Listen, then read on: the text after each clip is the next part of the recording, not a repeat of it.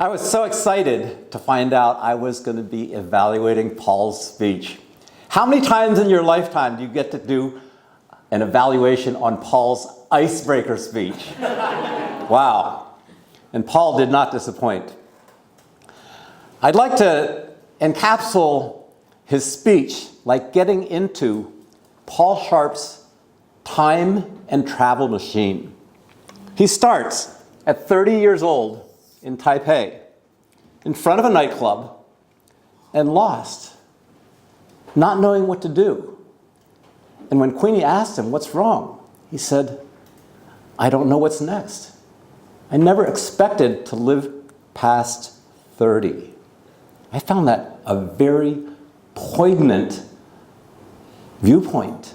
30 years old, and you thought you'd be dead by then, right?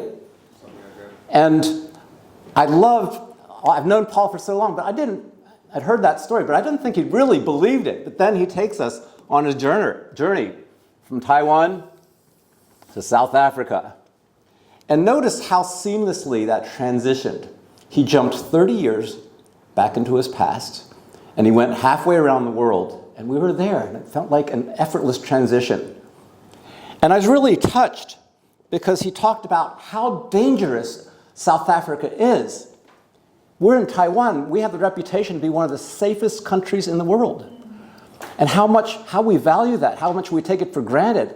And yet in South Africa, how his mother worried for her kids, for Paul and his sister.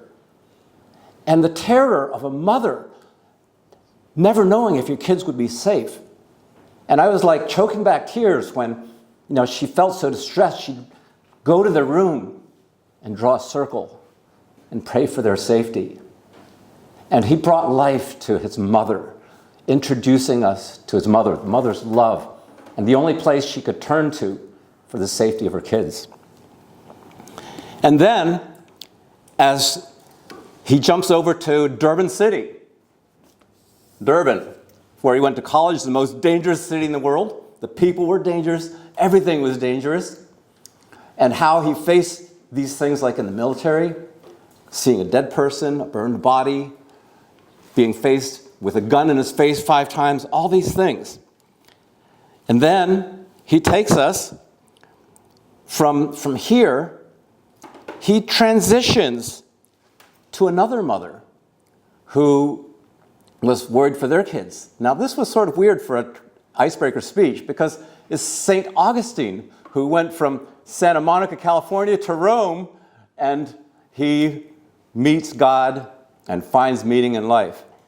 But Paul, in his conclusion, I was so touched that he takes what his mother did for him and he applies it to us.